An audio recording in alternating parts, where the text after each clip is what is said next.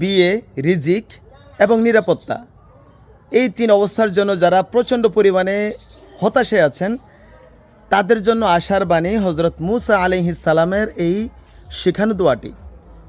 হজরত মুসা আলাইহিস সালাম যখন অনিরাপত্তায় ভুগতেছিলেন, রিজিকের সমস্যায় ভুগতেছিলেন, ইভেন তার বিয়ে হচ্ছিল না বা তার বিয়ের প্রয়োজন ছিল, বিয়ের সমস্যায় ভুগতেছিলেন, এমত অবস্থায় তিনি আল্লাহ সুবহানাহু ওয়া তাআলার কাছে দোয়া করেছিলেন, রব্বি ইন্নি লিমা আনজালতা ইলাইয়া মিন খায়রিন ফাকির। হে আমার প্রতিপালক, আপনি আমার জন্য যে কল্যাণী নাজিল করবেন না কেন, নিশ্চয়ই আমি তার মুখাপেক্ষী।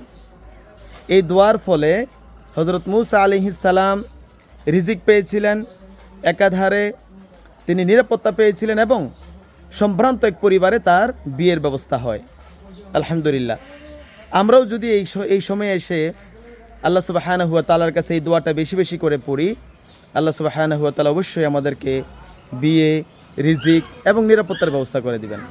আপনারা সবাই আমার সাথে বলুন, রব্বি ইন্নি লিমা আনজালতা ইলাইয়া মিন খায়রিন ফাকির। এভাবে আপনারা এই দোয়াটাকে মুখস্থ করে নেবেন এবং এটাকে সব সময় আপনারা পাঠ করবেন ইনশাআল্লাহ। আসসালামু আলাইকুম ওয়া রাহমাতুল্লাহি ওয়া বারাকাতুহু।